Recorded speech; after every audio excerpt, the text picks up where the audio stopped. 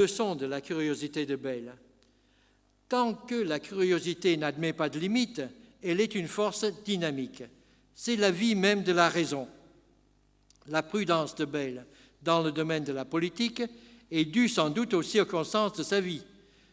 Son refus d'envisager un questionnement curieux dans le domaine de la morale découle sans doute de sa conception intransigeante de l'équité, de l'humanité, de cette charité générale que nous devons à tous les hommes par les devoirs indispensables de l'humanité. Cependant, ni sa prudence ni son refus ne doivent nous retenir.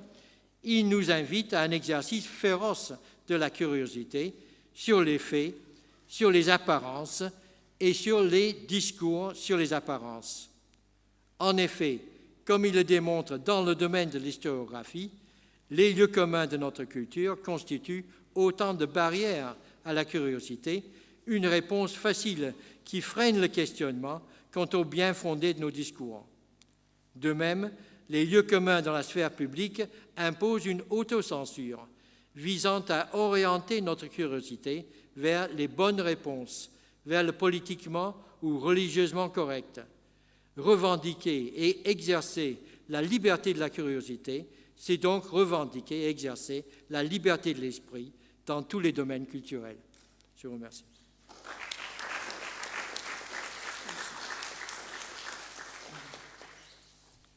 La discussione aperta, chi desidera intervenire.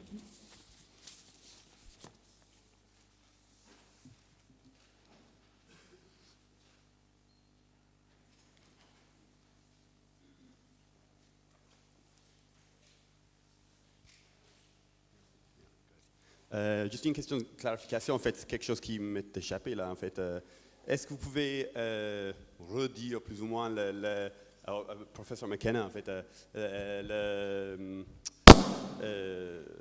l'opinion de Bayle sur l'interdiction des livres en Espagne et en Italie? J'ai pas trop. Ah oui, c'est un beau passage. La citation est un peu longue. Oui, c'était ironique. Eh bien, en général, dit-il, hors de l'Italie et hors de l'Espagne, quand on interdit un livre, les gens sont intéressés par le livre immédiatement, ils sont curieux et ils veulent le lire. Il dit que c'est curieux que dans les pays de l'Inquisition, quand on condamne un livre, les gens supposent qu'il est rempli de bêtises ou de sottises et ils ne s'intéressent pas à ce livre-là. Et je disais donc et donc, dit-il,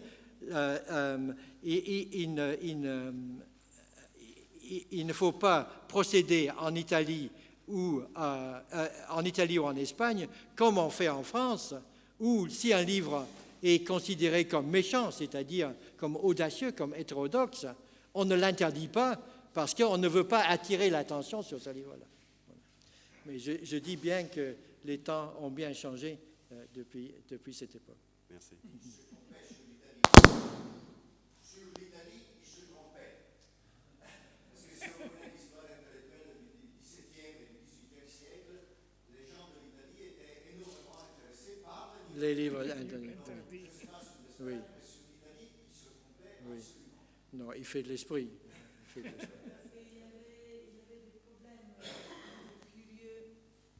Bonjour Isabella Stoppani, je parle le salut du barreau de Rome, des avocats. Je vous remercie pour l'invitation et surtout je dis qu'il y avait des conséquences très dangereuses pour la curiosité vers les livres qui étaient à l'indice, je ne sais pas, je ne me rappelle plus comment on dit en français, la liste des livres qu'on ne pouvait pas lire. Index, oui. Ouais, et index, et ils avaient des conséquences très, très dangereuses. Donc, c'est pas facile être curieux. Il était curieux, mais il ne pouvait pas les lire. Merci.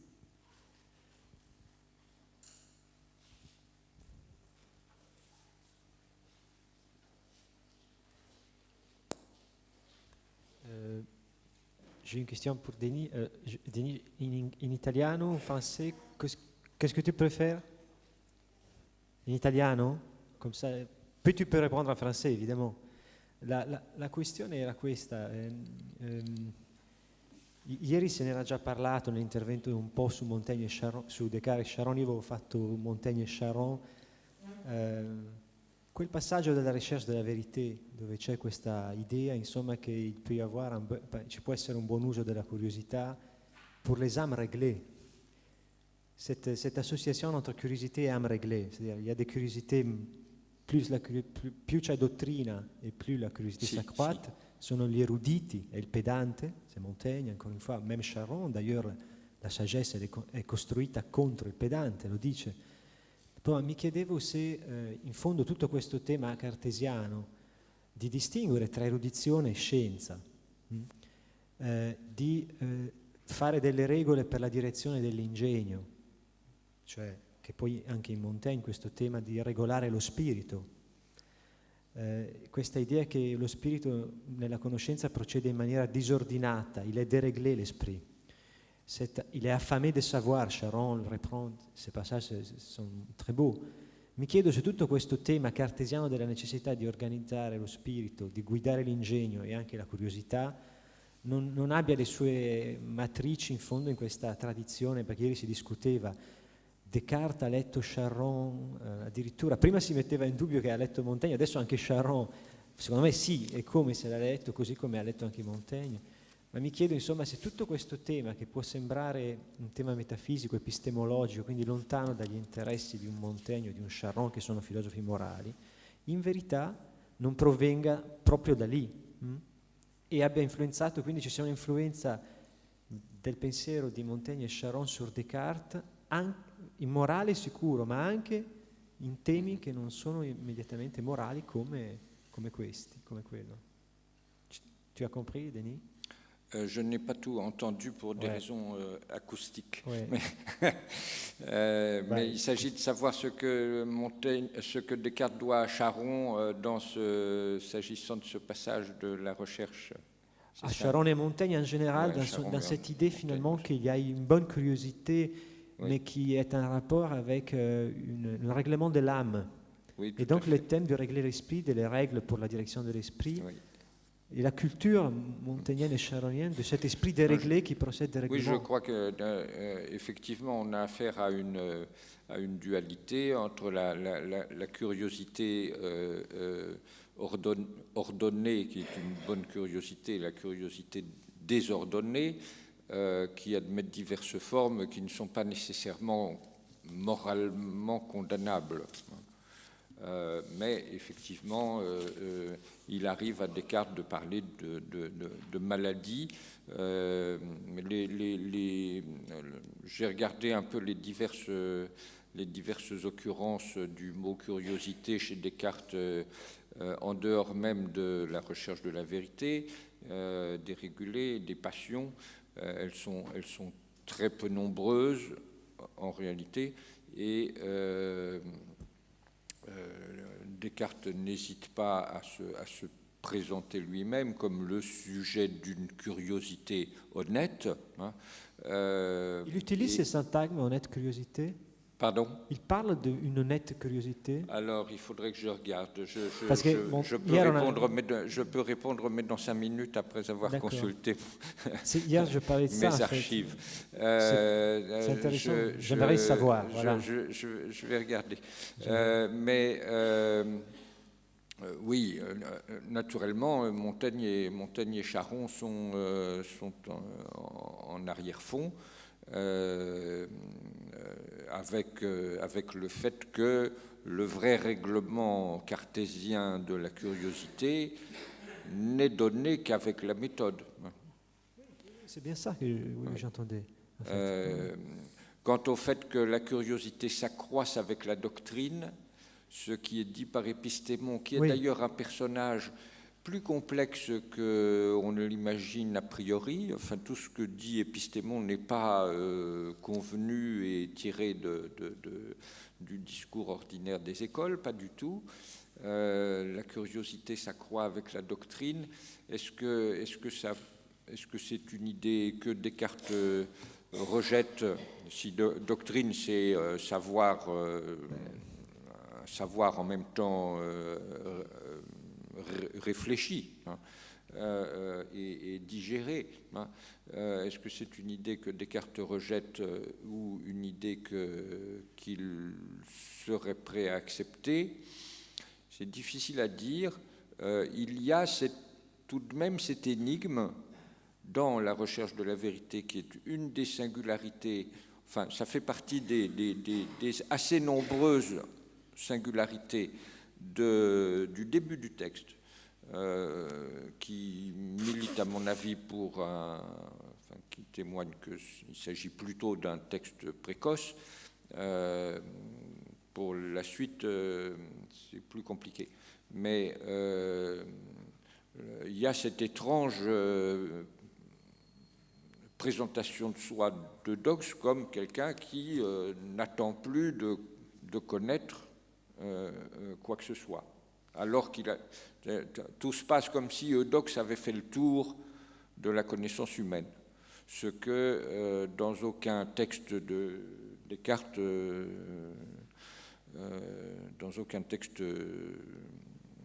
ce qui dans aucun texte de Descartes n'apparaît par ailleurs. Mais je ne sais pas si je t'ai répondu. Oui, mais en tout cas, c'est ce que tu dis, c'est-à-dire que la régulation de la curiosité, en tout cas, elle intervient au niveau de la méthode, non? Oui. Voilà, mais ce qui est intéressant, et j'ai pensé aujourd'hui, en t'écoutant, c'est que les régule par la direction de l'ingegno, c'est un thème très... je me demande aussi dans la philosophie scolastique, par exemple, qui est souvent évoquée en sautant un peu par-dessous les sources renaissantes de Descartes. Est-ce que le thème de régler la curiosité était posé dans ces termes? Souvent, était plutôt moral, la régulation de la curiosité. Tout à fait. Donc, ce qui est intéressant, c'est que je crois que le relais montagnien et charonien, il est essentiel pour comprendre le thème du dérèglement de l'esprit et de la nécessité de le régler. Parce que hier, on a évoqué la distinction de Thomas, studiositas, curiositas, qui est importante. Parce que la studiositas règle, mais encore une fois, il y a chez Thomas le fait que la studiositas est aussi une curiosité plus méthodiquement réglée. Hein. Ça, c'est vrai. Mais bon, je m'arrête.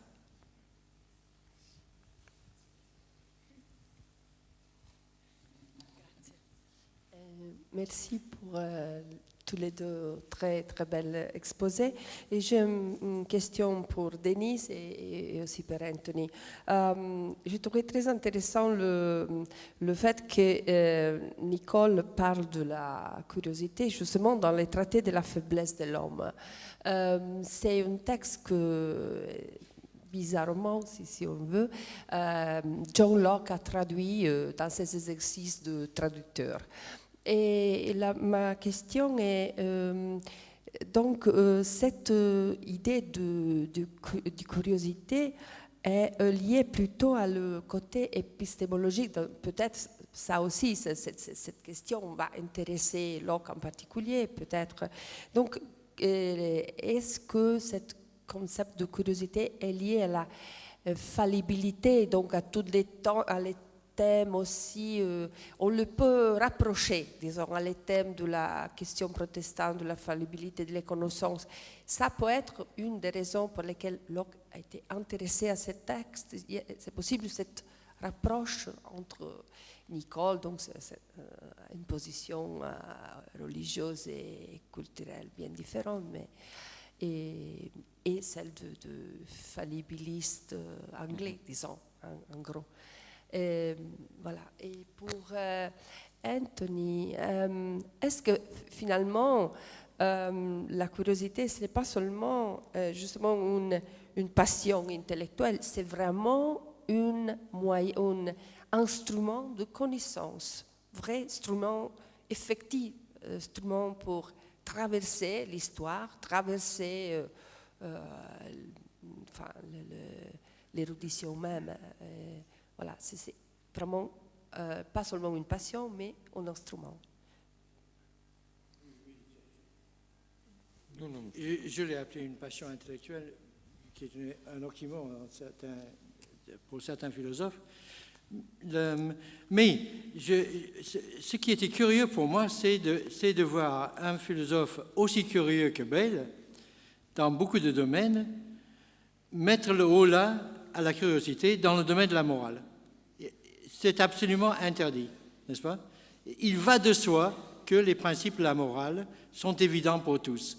Et il crée une espèce, lui qui est si attentif à éviter les pétitions de principe, commet une pétition de principe dans son raisonnement sur les peuples exotiques apparemment corrompus. Et il dit, non, mais ils connaissent les règles, seulement ils sont corrompus. N'est-ce pas? Et à ce moment-là, il n'y a plus d'objection possible à sa prémisse que les principes de morale sont évidents pour tous. D'autant plus bizarre qu'il recherche ici en quelque sorte un raisonnement comparable au consensus des peuples. Or, il a très longtemps argumenté contre la portée de l'argument du consensus. Oui, merci pour nous avoir rappelé cette indication en effet importante. En réalité, dans La faiblesse de l'homme, il y a peu de thèmes de la curiosité. Il y a une critique des sciences sur le mode sceptique, avec une dénonciation évidemment de la vanité des hommes qui s'en occupent trop, mais le thème n'est pas central. Et pour ce que j'ai pu voir, car je n'ai pas pu reparcourir toute la série des essais de morale, ça n'est pas un thème chez Nicole vraiment central. Nous avons toutefois cette indication dans la lettre sur la manière d'enseigner la philosophie aux jeunes religieux que j'ai citée. Il y a une erreur et une ignorance dans toute curiosité qui est beaucoup plus blâmable que la vérité qu'elle nous découvre n'est estimable. Alors qu'est-ce que c'est que cette erreur, cette ignorance? Dans la lettre, c'est inhérente à la curiosité. Dans la lettre, ça n'est pas développé, mais évidemment, il s'agit d'une erreur sur la valeur, la dignité de l'objet dont on s'occupe. Mais je crois que votre question avait une autre relation. Ancora due domande e poi temo che dovremo chiudere. Prego, una.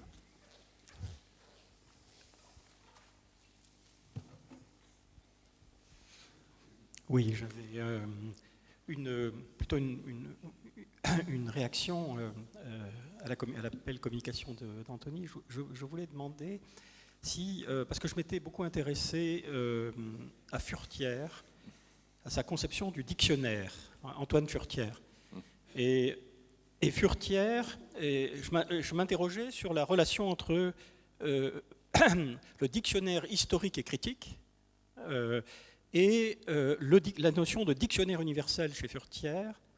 Le dictionnaire de Furetière comporte un grand nombre de curiosités, comme celui de Bayle.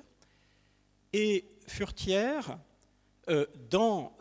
notamment dans la polémique qu'il y a eu, la querelle des dictionnaires, était très fier de ces curiosités, comme un des aspects essentiels de l'accès à ce qu'il appelle l'universel, ce qu'est un dictionnaire universel, par la curiosité. Il présentait ces curiosités comme une sorte de luxe très important qui excédait la définition stricte du mot selon le bel usage, etc. Et il me semble qu'il y aurait une réflexion assez profonde à mener sur la forme même du dictionnaire, chez l'un et chez l'autre, comme ce qui donne à la curiosité un statut épistémiquement fondamental et même éthiquement fondamental, dans l'éthique des savoirs, dans l'éthique du rapport au savoir, dans le rapport à l'universel, pour échapper effectivement à l'imposition d'un bel usage ou d'un bon usage en matière de pensée, dans les images même de la pensée. Et en particulier, donc, il me semble qu'il y aurait, de ce point de vue-là aussi, un rapport ambigu de l'un et de l'autre en ce qui concerne les formes révolues dont j'ai parlé hier, ou en tout cas les formes passées de la culture de la curiosité telles qu'on les trouvait dans les cabinets de curiosité, etc., qui ne sont pas du tout frappées chez l'un et chez l'autre, me semble-t-il, d'une disqualification épistémique.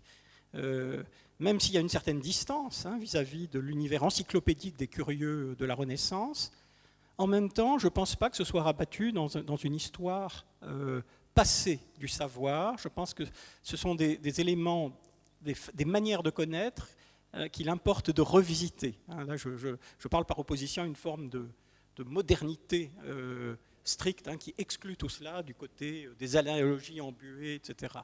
Je ne sais pas ce que tu en penses, mais j'avais eu l'occasion de m'interroger sur ce que Furetière signifie par dictionnaire universel, et j'avais été frappé par l'importance du lexique de la curiosité, 200 occurrences du lexique de la curiosité chez Furetière, et dans un sens positif, pratiquement à 99%.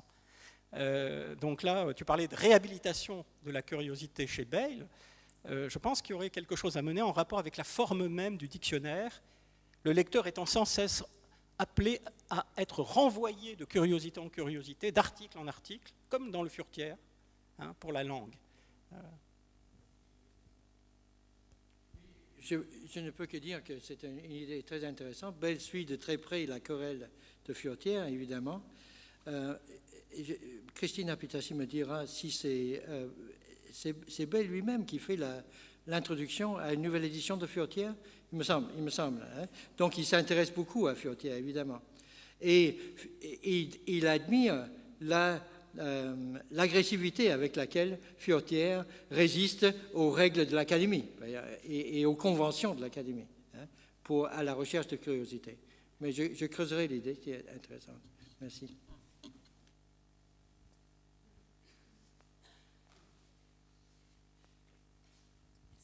Oui, j'aurais une question pour Anthony McKenna. Tu as montré finalement les conséquences, on pourrait dire, dévastatrices de la curiosité dans les domaines religieux pour Bayle. Et je voulais savoir si finalement ce dispositif de la curiosité, aussi en tant qu'instrument de connaissance, entre en jeu dans ce qui est finalement la première vérité de fait qui importerait, à savoir l'inspiration de l'écriture et la révélation de la Bible. Est-ce que finalement ça s'arrête à ce seuil-là, ou bien est-ce que ça va aussi occuper cet espace-là? Je ne suis pas sûr d'avoir entendu. Mais est-ce que sa curiosité s'arrête au seuil de l'écriture, c'est ça? Oui, parce que disons, l'écriture, pas forcément de l'écriture en tant que telle, puisque justement, tu as montré même rapidement que c'est là, disons, pour les contenus de la Bible, ça s'exerce. Mais qu'en est-il de ce qui est les fondements finalement, à savoir le fait que la Bible est un texte inspiré, du moins pour la tradition chrétienne? Oui, ça ne l'arrête pas. À vrai dire, tu saurais mieux répondre à cette question que moi, n'est-ce pas? mais je dirais simplement que le caractère sacré de l'écriture ne l'arrête pas, comme on le voit dans l'article Sarah, par exemple, à propos des mensonges des personnages principaux de la Bible, n'est-ce pas? C'est l'article Sarah, me semble-t-il, où le déguisement des relations entre Sarah et son mari sont exposés avec beaucoup d'impertinence, si je ne me trompe pas d'article. Mais c'est-à-dire que Bayle entre dans les articles concernant les personnages bibliques. L'article Ève est un autre exemple, n'est-ce pas? Avec le même esprit qu'il entre dans les articles de la mythologie grecque, n'est-ce pas? Et à mon sens, c'est une même impertinence et une même curiosité. Il ne s'arrête pas au seuil de l'écriture, loin de là. Voilà, d'accord. Me semble-t-il, mais j'attends ta réponse à cette question dans ton étude future. Si possible, j'aurais posé une question à Denis. Non? C'est possible? Oui, je t'en prie.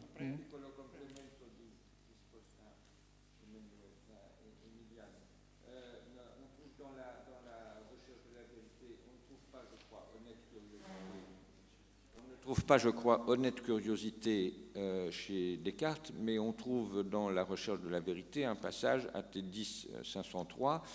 Un honnête homme, dit Eudoxe, n'est pas plus obligé de savoir le grec ou le latin que le suisse ou le bas-breton, ni l'histoire de l'Empire que celle du moindre État qui soit en Europe, et il doit seulement prendre garde à employer son loisir en choses honnêtes et utiles, et à ne charger sa mémoire que des plus nécessaires. Continuer la discussion. Je vous en prie, mais il faut conclure la discussion. Il y aura de temps après. Et nous reprenons les travaux à 11h30.